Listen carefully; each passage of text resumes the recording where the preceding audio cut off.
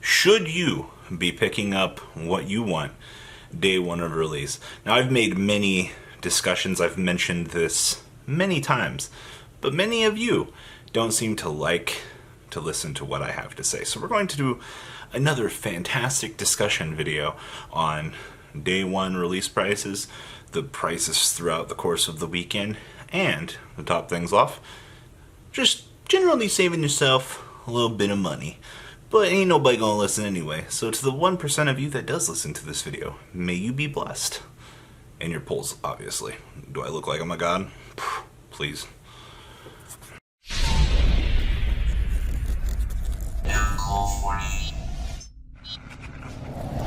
Brown Robbie back at it again with another fantastic episode brought to you by Mom's Cookies. I don't know why they're in a Ziploc bag, but the more you know. Day one releases. What is up, guys? I'm before here. We're going to do an interesting discussion as Dark Saviors is in fact releasing today. This is a very interesting topic point for a lot of you guys. So first off, first thing you need to know, Tuesday this week, Europe has literally all their releases set to go. Australia region, Germany, United Kingdom. I believe all of their releases happen on Tuesday, which is actually before the release in the TCG.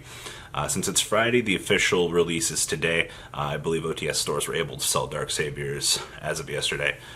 Today, at midnight, product went globally available for all sellers on TCG Player, which means at the time of making this video, it is in the afternoon now.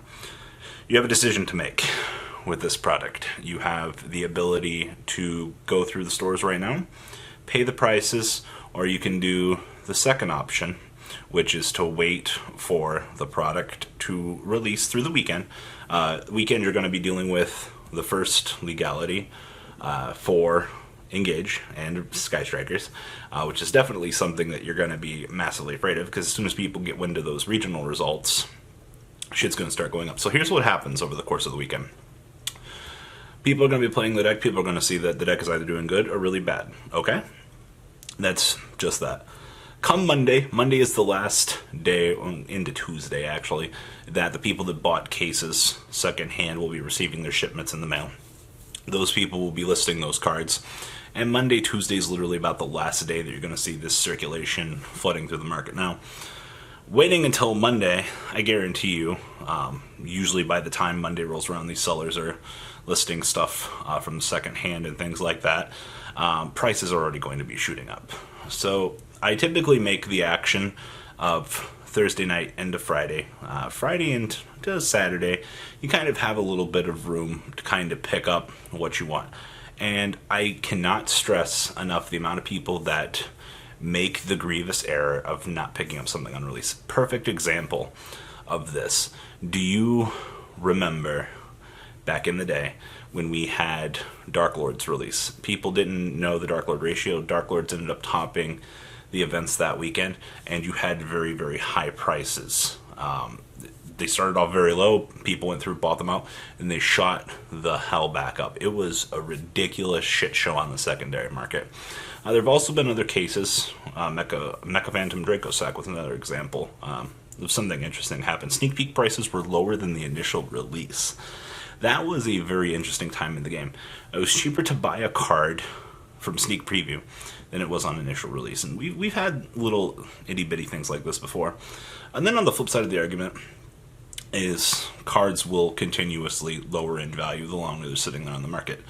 You know, another counter perfect example to this was Zodiac Barrage. Barrage is where pushing, God, I don't even remember, 60, 70, and then they toppled out at 80, and then they eventually bottomed out. Here's the thing. We don't have another ban list until August. We have the WCQ coming up. And to top things off, we have YCS Jersey literally coming up. You guys know what that fucking means, right? Because of this giant shithole of just bombardment after bombardment after bombardment, you should take things into your own hands. Literally any time a YCS is around the corner, cards shoot up. And right now we're experiencing something a little bit different on the secondary market. Usually about this time of year, things kind of start to settle down a little bit. Obviously they'll spike back up closer to the WCQ. Then we'll usually experience this massive fallout post WCQ because everyone wants to sell their shit. They're like, there's no major events right now. Megatons are coming. There's no point in holding on to this product.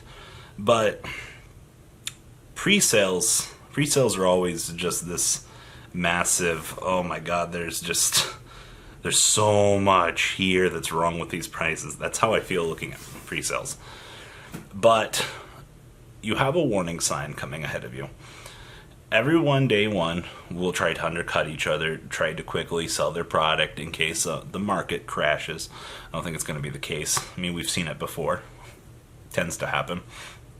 But get in on that entry level day. Take advantage of the information that you have in front of you, and don't get bamboozled when Fred and Tim have all this money that they want to spend because, oh no, the deck top to YCS, I gotta fucking, look, here's my playsets of engages. Look at that, guys. Bada bing, bada boom. We did it.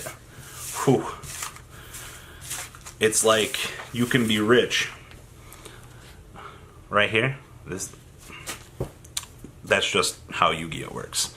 It's very unfortunate. You think you're staring at a good chunk of money.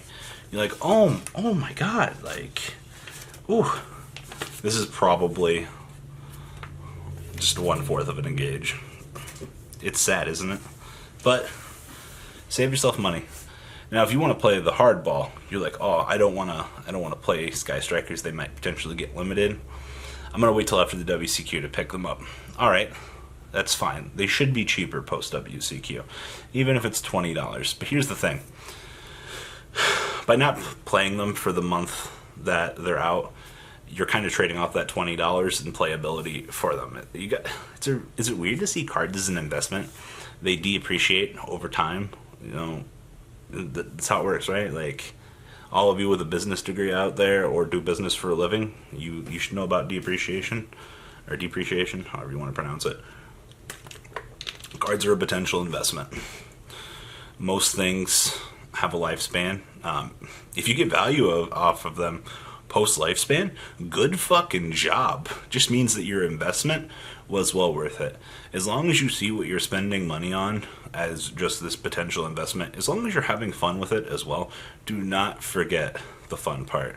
I think it's one of the mistakes I see most people just forget about, is if you don't take advantage of the for fun aspect of it, well, fuck diddly yuck. You've done yourself this big fuck you to yourself, and you're struggling with it.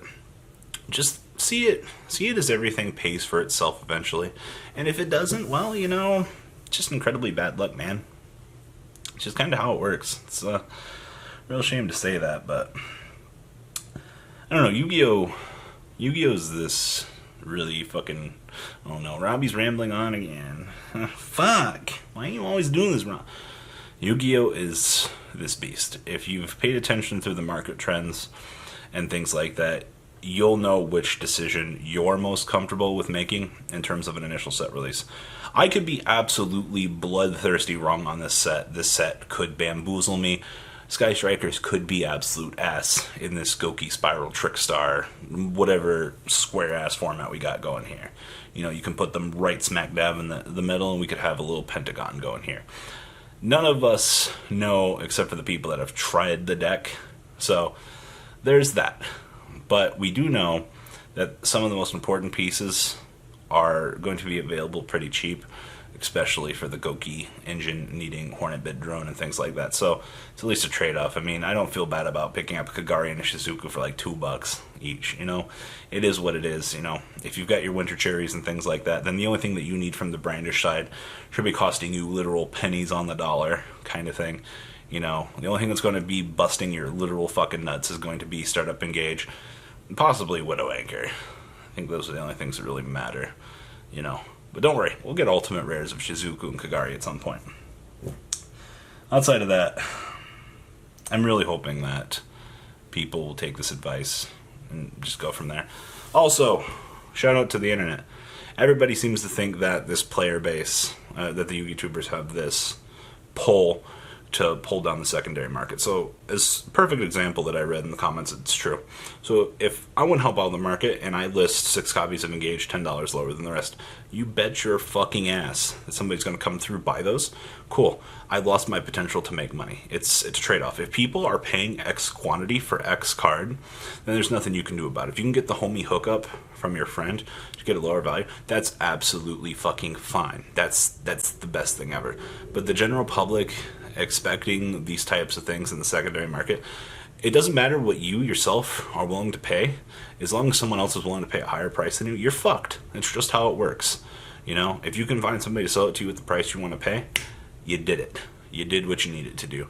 Outside of that, sorry that the secondary market isn't fucking the best place ever. It's not my fault someone else is willing to just simply outbid you on the product that you want. But that's business. So, asshole Robbie, deucing the fuck on out. The ride never ends, guys. Make sure you enable those notifications to get the latest videos that are being posted on this channel. Make sure you guys check out VanCole40 for my Cardfight Vanguard channel. And join me and House of Champions on the Zodiac Duelist TV Twitch stream. We'll be interacting with our audiences. And please check out No Limit Gaming and LGTCG.com for the cheapest trading cards on the market. Thanks for watching, guys, and please have a good day.